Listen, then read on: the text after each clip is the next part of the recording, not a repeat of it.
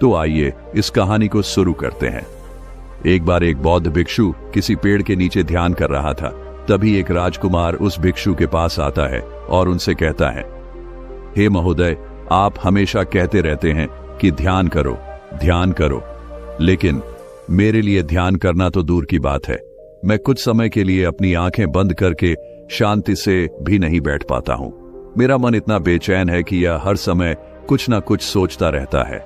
मैं जब भी ध्यान करने बैठता हूं तो मेरे अंदर विचारों का तूफान आने लगता है। लोगों के बारे में सोचकर, अपने जीवन की बीती घटनाओं के बारे में और अपने भविष्य के बारे में, और ऐसी ही न जाने कितने सारे अजीबोगरीब विचार लगातार मेरे मन में आते रहते हैं।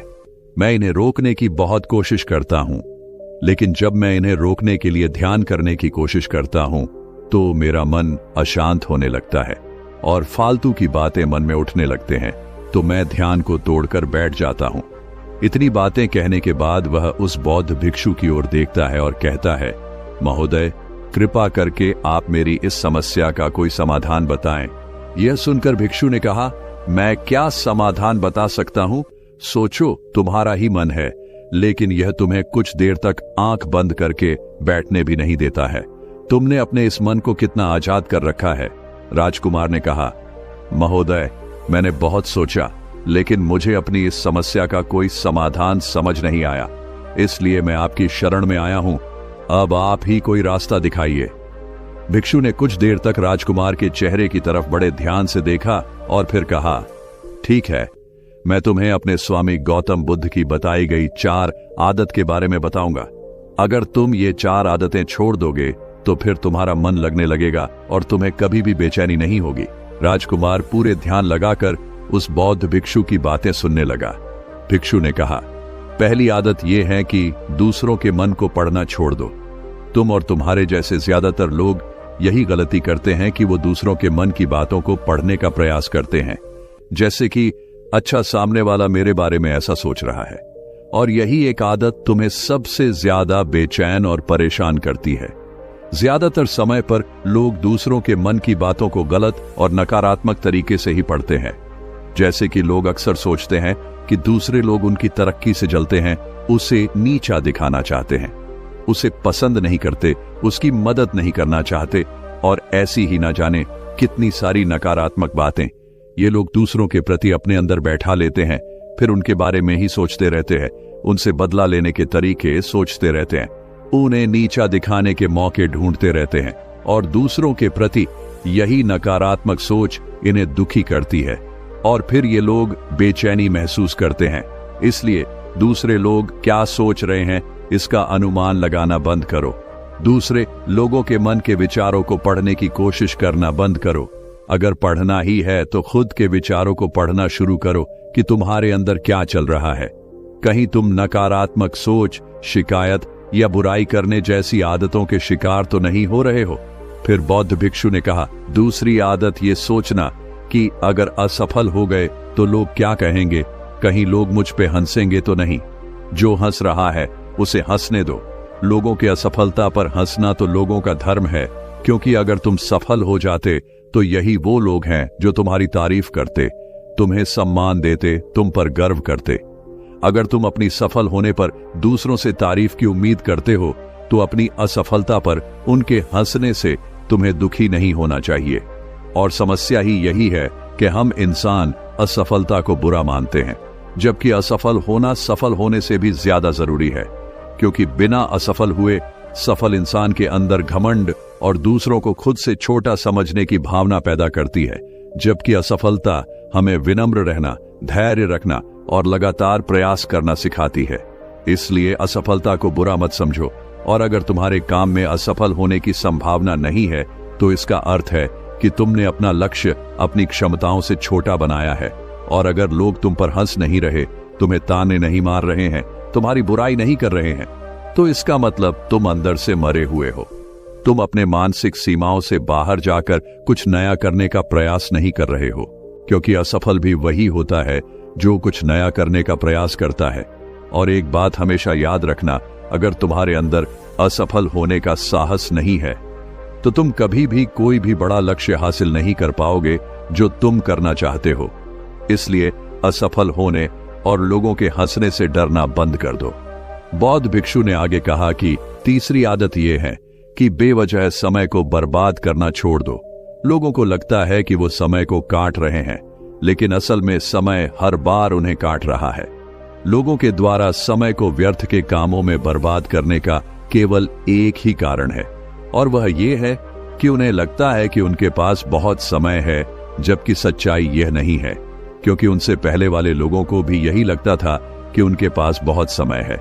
लेकिन उन्हें पता नहीं चल पाया कि कब समय बीत गया और उनका बुलावा आ गया, और जब तक उन्हें अपनी गलती का एहसास हुआ तब तक समय उनके हाथ से निकल चुका था। बस पश्चाताप रह गया था कि सारा जीवन व्यर्थ के कामों में बर्बाद कर दिया, और फिर इस दुनिया से बिना खुद को जाने, बिना इस जीवन की सच्चाई को समझे वो चले गए। इसलिए जब तक यह जीवन है, इसे अच्छे कामों में लगाओ, खुद को जानने में, दूसरों की मदद करने में, लोगों को सही राह दिखाने में, मानवता के कल्याण में। और दूसरी बात, समय को बर्बाद करने से आज तक किसी को खुशी नहीं मिली है। हालांकि समय काटने से तुम्हें क्षण भर की खुशी तो महसूस हो सकती है, लेकिन जब तुम्हें होश आता है और तुम देखते हो कि कितना सारा समय बर्बाद किया जा चुका है, तब तुम्हें खुद पर क्रोध आता है और तुम पश्चाताप के भाव से भर जाते हो। और फिर यही पश्चाताप का भाव तुम्हारे अंदर तनाव पैदा करता है और तुम बेचैन हो जाते हो और लगातार अपनी उस गलती के बारे में सोचते रहते हो। फिर तुम्हारा किसी भी काम में मन नहीं लगता और तुम उदास रहने लगते हो, और यह चक्र लगातार चलता रहता है, जिसकी शुरुआत हुई थी समय को काटने से। इसलिए समय को काटना बंद करो और वो करना शुरू करो जो जरूरी है। बौद्ध भिक्षु ने आगे कहा, चौथी आदत ये सोचना छोड़ दो कि मुझसे बड़े बड़े लोग नहीं कर पाए तो मैं कैसे कर पाऊंगा। असल में दूसरों से खुद की किसी भी चीज में तुलना करना ही व्यर्थ है, और यह तुलना करना ही हमें हानि पहुंचती है। सबकी परिस्थितियां अलग अलग होती हैं, सबकी सोच अलग है। और क्या हुआ, अगर दूसरे नहीं कर पाए तो हो सकता है कि तुम ही कर जाओ, क्योंकि अक्सर वही लोग इतिहास रचते हैं जिनसे ज्यादा उम्मीद नहीं होती। और फिर हो सकता है कि जिसे तुम बड़ा समझ रहे थे, जिसके लिए तुम सोच रहे थे कि उसने बहुत मेहनत की है, बहुत प्रयास किया है, उसने कभी उतना प्रयास किया ही ना हो, केवल मेहनत करने का दिखावा किया हो। क्योंकि ज्यादातर लोग कभी उतनी मेहनत करते ही नहीं है जितनी उन्हें अपने लक्ष्य प्राप्ति के लिए करनी चाहिए, और दूसरे लोगों के सामने यह दिखाने का प्रयास करते रहते हैं कि मैंने तो बहुत मेहनत की थी, लेकिन मेरी किस्मत ही खराब थी। और यही वो लोग हैं जो दूसरों को बातों ही बातों में कहते रहते हैं कि जब इतनी मेहनत करने के बाद मैं सफल नहीं हो पाया तो तुम कैसे हो पाओगे। लेकिन अंदर ही अंदर यह इस बात को जानते हैं कि उन्होंने कभी उतनी कोशिश नहीं की थी जितनी उन्हें करनी चाहिए थी। ये बस दूसरों की नजरों में अपनी इज्जत बचाने के लिए और इस डर से कि कहीं दूसरा व्यक्ति इनसे आगे ना निकल जाए, ये अपने अधूरे प्रयास से घबराते रहते हैं और दूसरों को डराते रहते हैं कि जब मैं नहीं कर पाया तो तुम कैसे कर पाओगे। इसलिए किसी दूसरे असफल व्यक्ति को देखकर यह सोचना छोड़ दो कि तुम भी कहीं असफल हो जाओगे। तुम बस अपना सर्वश्रेष्ठ प्रयास करो और बाकी सब समय पर छोड़ दो। भिक्षु ने आगे कहा, अगर तुमने ये 4 आदतें छोड़ दी तो तुम्हारा मन एकदम शांत हो जाएगा और फिर तुम जहां चाहो वहां अपना मन लगा सकते हो। इतना कहकर वह भिक्षु शांत हो गए और राजकुमार को भी अब समझ आ चुका था कि उसे क्या करना है। उसने मन ही मन उन 4 आदतों को छोड़ने का निश्चय किया। उसने उस बौद्ध भिक्षु को धन्यवाद किया और वहां से चला गया। दोस्तों, हमें यह नहीं सोचना चाहिए कि लोग मेरे बारे में क्या सोच रहे हैं। अगर मैं कोई काम करता हूं तो लोग मेरे उस काम को लेकर हंसेंगे। इसके अलावा हमें अपना फालतू समय बर्बाद नहीं करना चाहिए। इसके अलावा हमें कभी भी यह नहीं सोचना चाहिए कि अगर किसी व्यक्ति से कोई काम नहीं हो पाया है तो मैं उसे नहीं कर पाऊंगा। अगर आप मेहनत से किसी भी काम को करते हैं तो कोई भी काम छोटा या बड़ा नहीं होता और एक ना एक दिन सफलता अवश्य मिलती है। तो दोस्तों, अगर आपको ये कहानी पसंद आई है तो इसे लाइक करें, कमेंट करें और अपनों तक शेयर करें, और हमारे इस चैनल को सब्सक्राइब करें ताकि आगे भी आपके लिए ऐसी कहानियां लेकर आते रहेंगे। तो आज के लिए बस इतना ही। फिर मिलूंगा आपसे अगले दिन ऐसे ही एक और नई कहानी के साथ।